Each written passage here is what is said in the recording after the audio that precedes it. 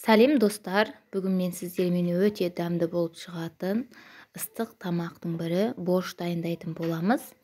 Алдымен қажетті заттарымызды дайындап алатын боламыз. Етімізді турап, қырыққабатымыз, пияз және де картошка. Қаласаңыздар сәбіз қоссаңыздар да болады.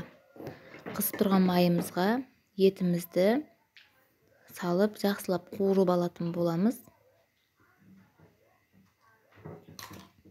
Толық рецепт описание бөліміне қалдыратын боламын. Сол жерден өтіп көрсеңіздер болады.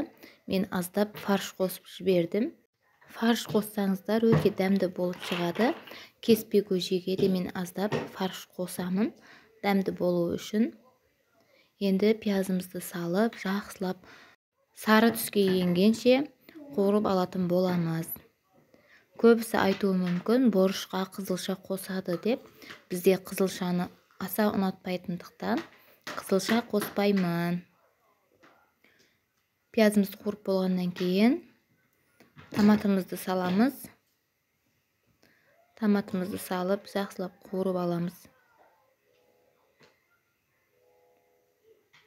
Одан кейін капустаны және де картошканы салып, жақсылап араластырып, бетін жауып 15 минутқа қалдыратын боламыз.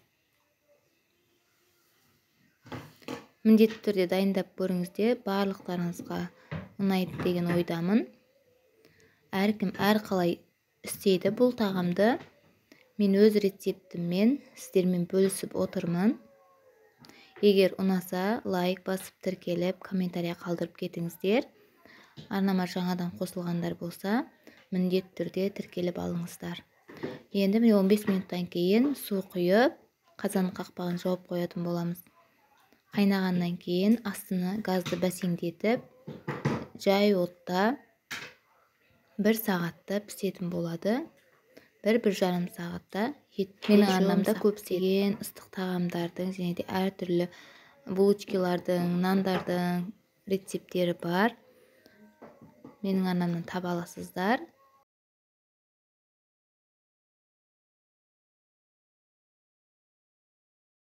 Осылай жай қайнатып қоятын боламыз. Жұмсақ пісетін болады. Міндетті түрде дайындап көріңіздер.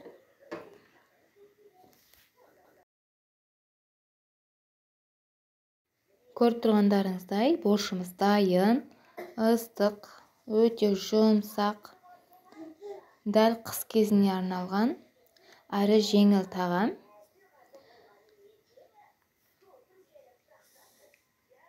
Егер рецепттерім ұнаса, тіркеліп, лайк басып, комментария қалдыруды ұмытпаңыздар. Сіздердің қолдауларыңыз мен үшін өте маңызды. Маған тіркеліп, лайк басуды ұмытпаңыздар. Келесі видеом шыққанша сау болыңыздар.